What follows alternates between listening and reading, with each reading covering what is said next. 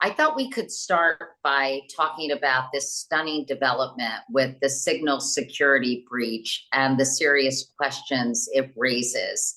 Beyond the security lapse itself, what message do you think it sends to our allies and adversaries about the United States and the Trump administration's competence or lack thereof?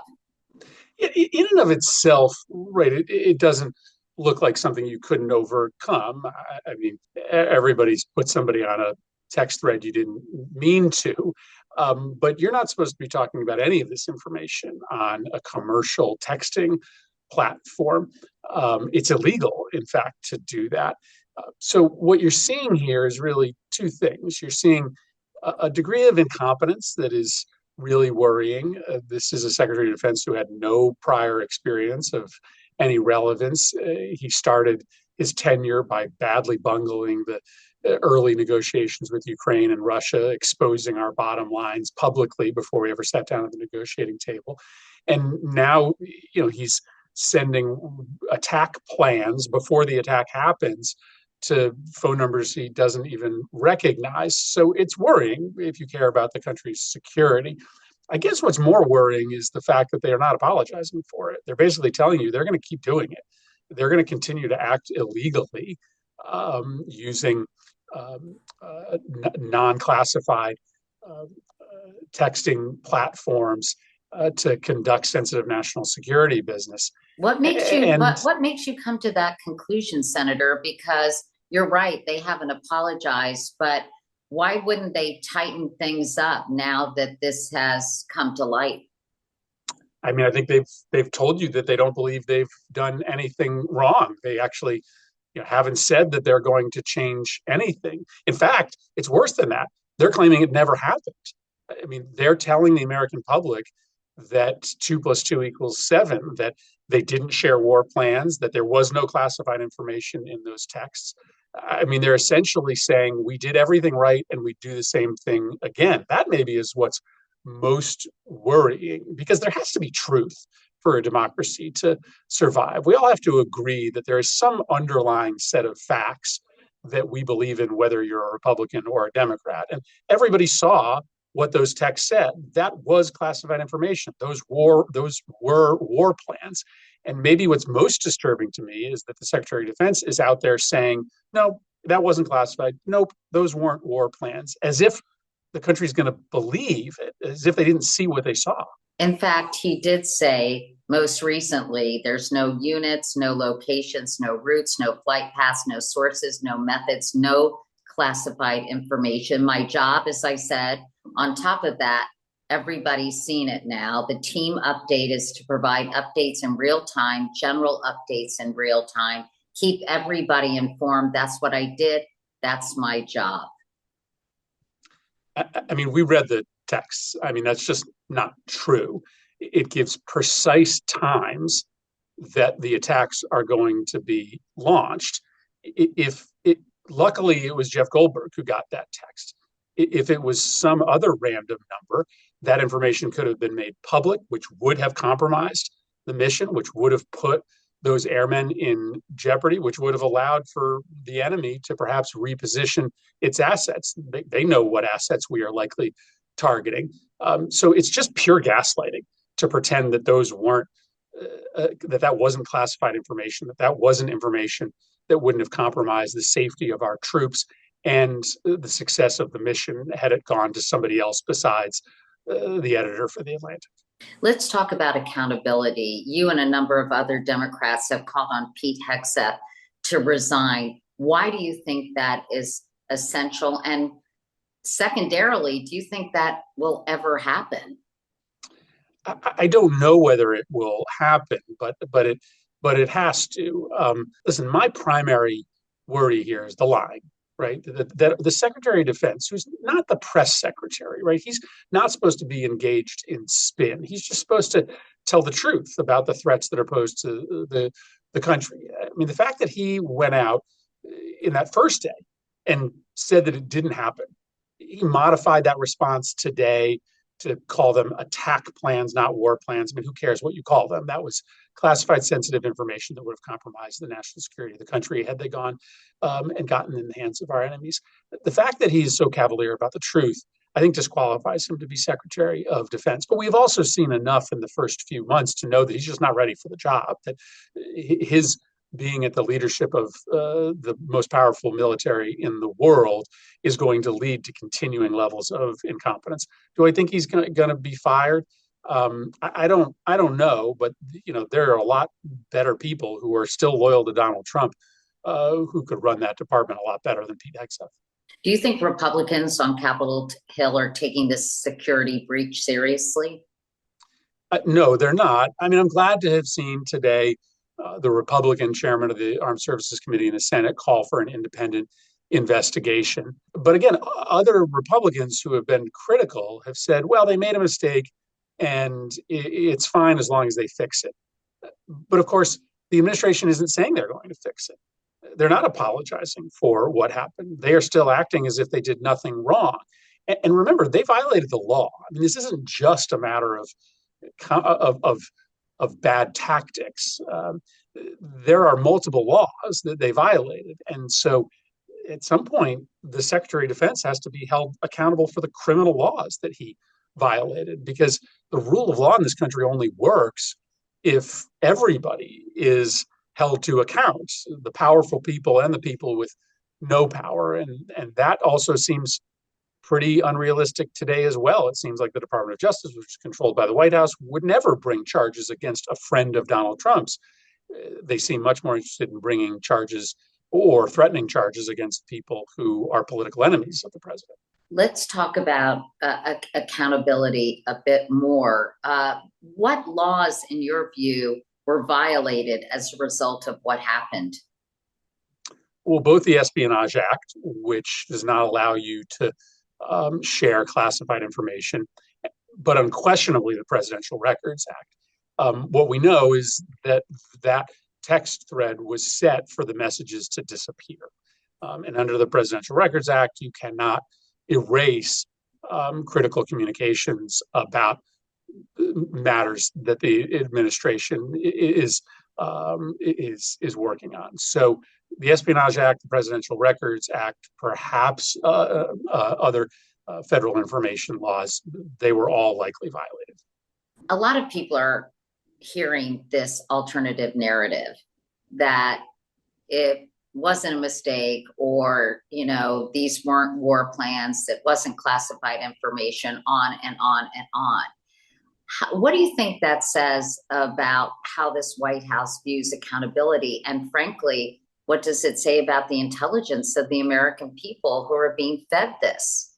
Well, listen, the most dangerous quality of leadership is hubris, is the inability to see yourself when you make a mistake. I understand that's hard for powerful people, but this was a mistake. And frankly, it would have been probably a one-day story had they just admitted that by accident they put somebody on a signal thread that they shouldn't have, and that they shouldn't be using a commercial application to text about critical war plans, and there were going to and that they would change behavior. If they did that, the story would have gone away. I certainly wouldn't have made as big a deal out of it. But the fact that they are gaslighting the American public, telling them they didn't see what they saw, that's so dangerous, because we can't operate as a democracy unless we have a set of facts that we all agree on, even if we interpret those facts differently or we come to different conclusions on how to solve problems. That, I think, is what's most worrying, that combination of the inability to own mistakes, which happen in any administration, and the inability to see the importance of having a ground truth that we share across the political spectrum, even as we have disagreements about what to do with that truth. Haven't those days passed already, though, Senator Murphy? I mean, Kellyanne Conway several years ago talked about alternative facts, right? And this is not the first time the Trump administration has refused to admit it made any kind of mistake. So aren't those days over? I just refuse to believe they're over.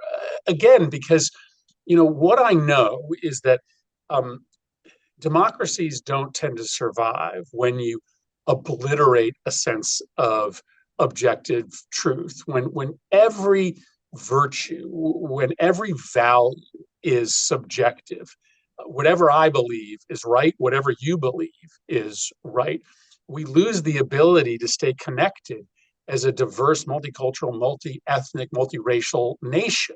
The only way that a project like America sticks together if there are a set of things that we agree on. And in this instance, we saw what happened. I mean, we saw the texts. They were war plans. That is classified information. And if what we see with our own eyes is no longer true, then it's hard to understand, how we continue to stitch together this nation. No democracy can solve a problem if you don't have some common understanding of the facts that underlie that problem. Speaking of democracy, let's talk about the escalating clash between the executive branch and the judiciary. The Trump administration defied Judge James Browsberg's order to halt the deportation of Venezuelan migrants, flights that continued despite a federal directive to bring them back. Now, House Republicans are planning hearings targeting what they're calling activist judges, including Judge Browsberg. Are we watching the collapse of judicial independence in real time? Well, I hope not. Listen, there have been many instances abroad of democracies that come under assault, and often it's a similar story. It's a clash between the executive branch and the judicial branch. The judicial branch says the executive can't do something, that it's illegal or unconstitutional, and the executive branch wants to get away with it. In those cases, the democracies that survive are the ones where there's mass public mobilization. We saw that in South Korea. We are seeing that in Israel today. There are many countries in the Balkans and in Eastern Europe where democracies hang in the balance, but the public continues to come out and oppose these executive branch power grabs. And that's what we'll need in the US as well. If Trump continues to violate these court orders, you're going to have not thousands or tens of thousands of people out on the street, but hundreds of thousands of people out on the street, because people don't want our democracy to disappear. They don't want the president to be able to act in a lawless fashion. I don't know that the president's decision to violate the court order on the flight rises to the level to get mass mobilization. But if this trend continues, yes, I think you'll see enough people out on the streets that will ultimately, potentially have an impact. The administration has since taken things a step further, invoking the state secrets privilege to avoid even privately disclosing information about the flights to this judge without claiming the information is classified.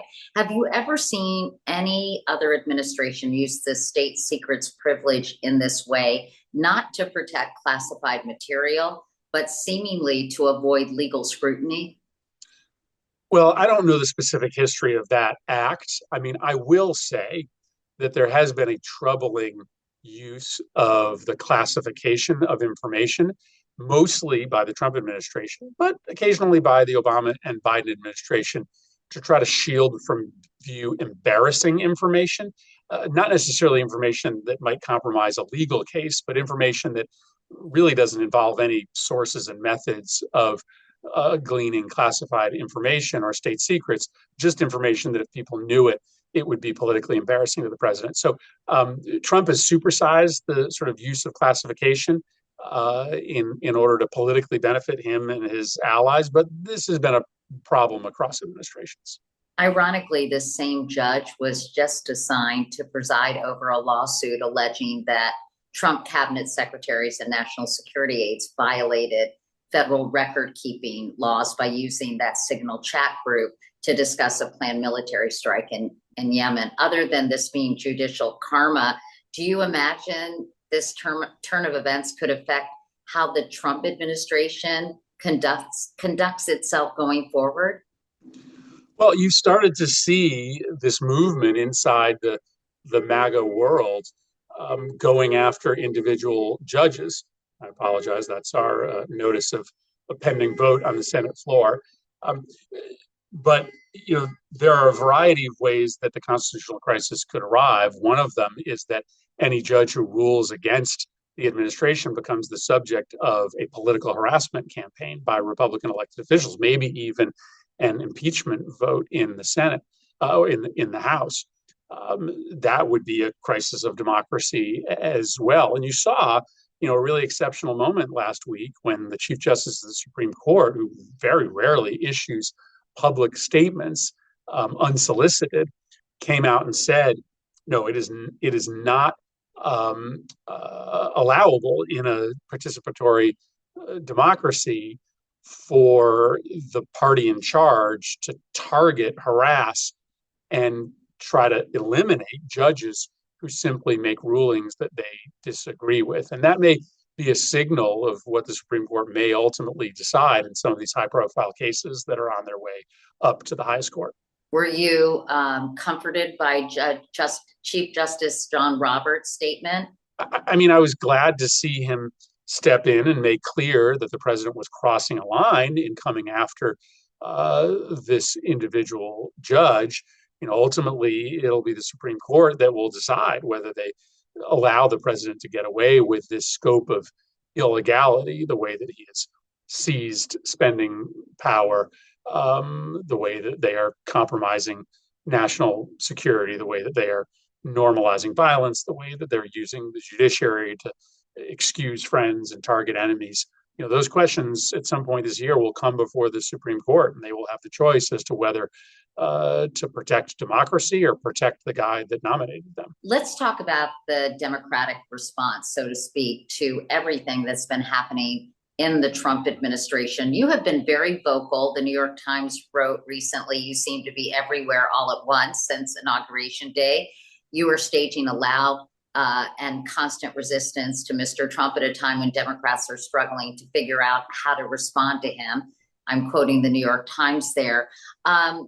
Let's talk about what Democrats are doing, because I think there is a lot of frustration, as you well know, Senator, that more isn't being done, that there isn't a more organized, coordinated effort to fight everything that's going on in Washington right now.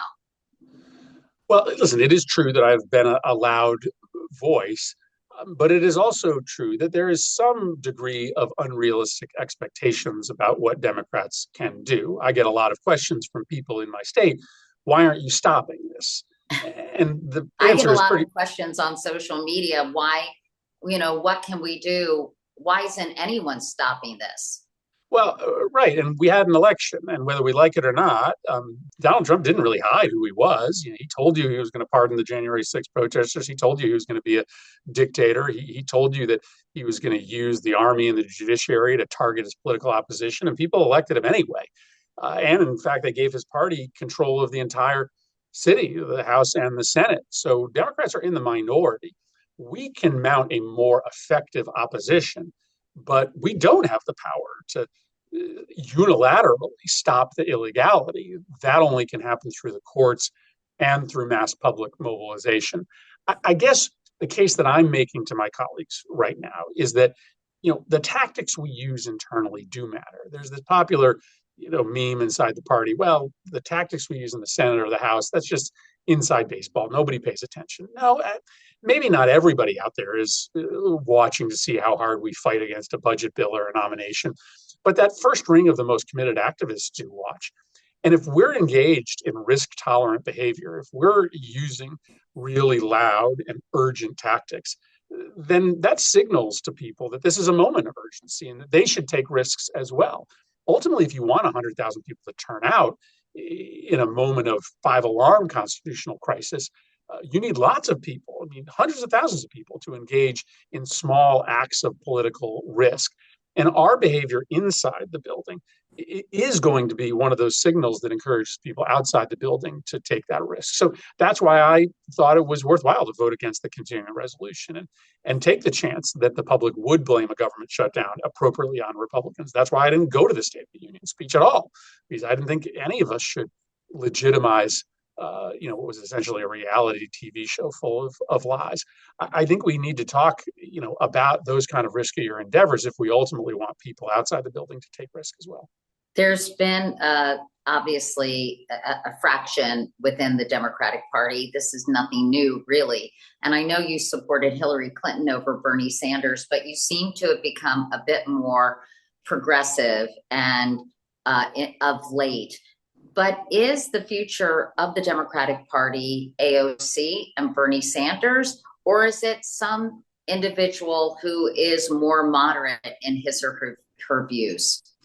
Well, listen, I think the party and the country will decide, who the individual standard bearer or bearers are for our party. But to the extent there's a contest of ideas inside the party, I do think it's the ideas that have been midwifed by Bernie Sanders and others that are the kind of ideas that will allow us to cross over and get votes from Donald Trump's base of support.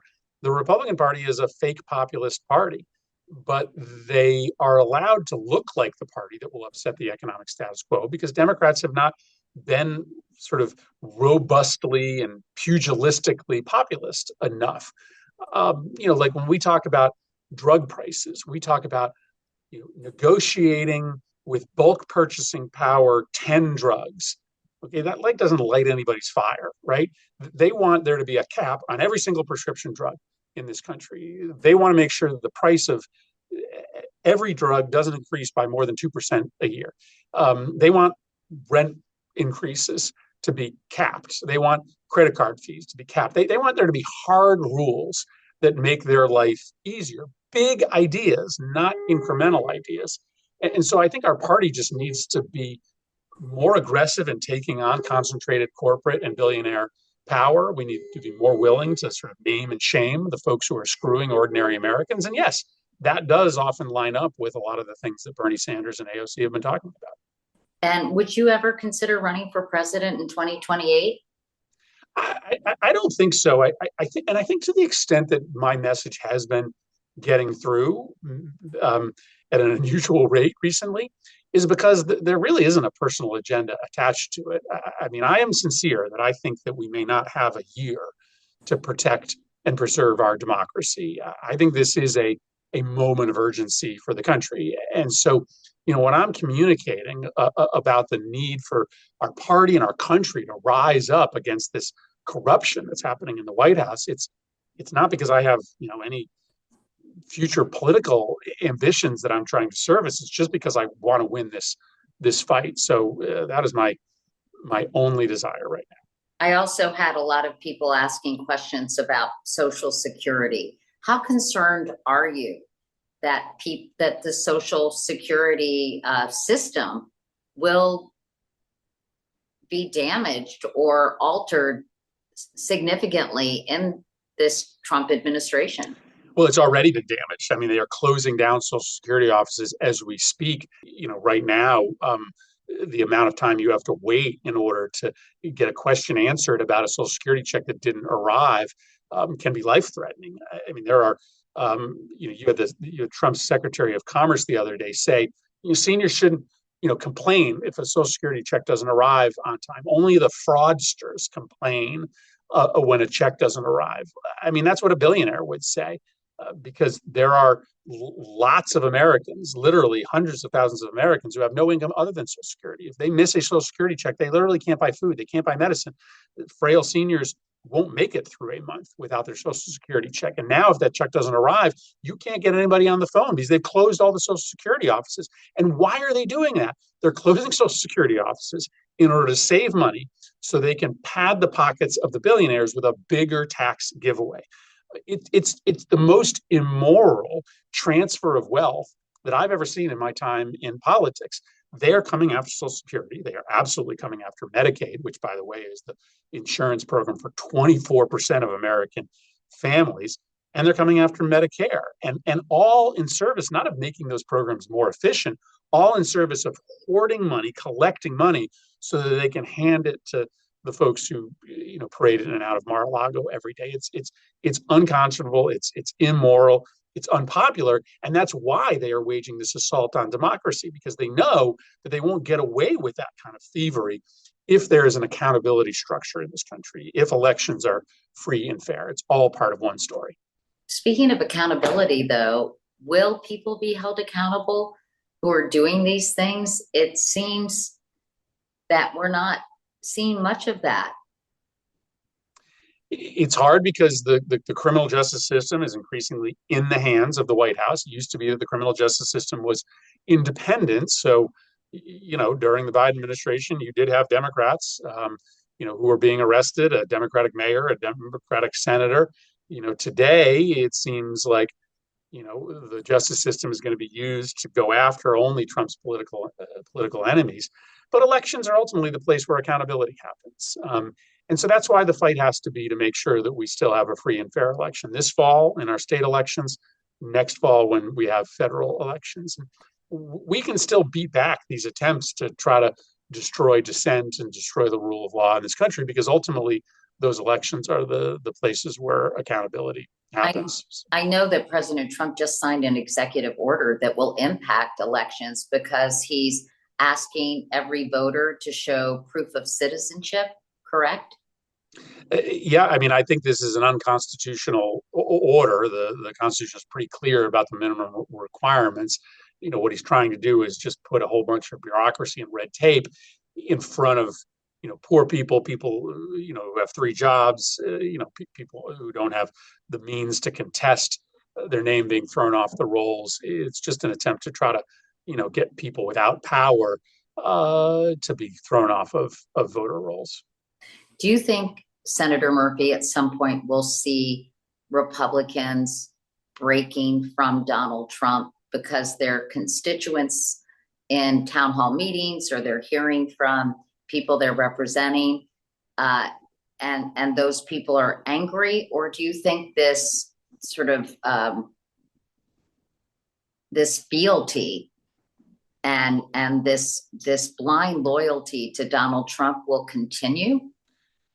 Well, I mean, all I know is what I've seen in the past. In 2017, during Trump's first term, everybody thought that it was a done deal, that they were going to get their top priority done. That was the repeal of Obamacare, the Affordable Care Act.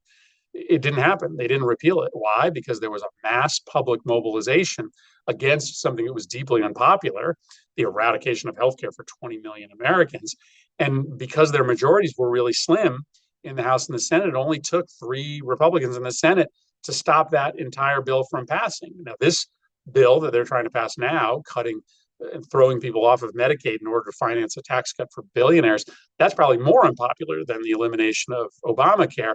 And their margins are similarly slim. So, yes, it is possible that through turnout all across the country, town halls, protests, that we might be able to convince just a handful of Republicans to do the right thing and vote against these massive cuts to Medicaid and vote against these big tax cuts for billionaires and millionaires. So I, Katie, still have hope. The fight is on. I mean, it's possible that our democracy could be gone a year from now, but not if the people rise up. Not if we are more effective inside the building. So speaking of effective, I probably do have to run up and cast my vote on this vote. But it's always great to be with you. Well, Senator Chris Murphy, thanks so much for your time. I hope you'll visit us again. We really appreciate it. Thanks, Katie.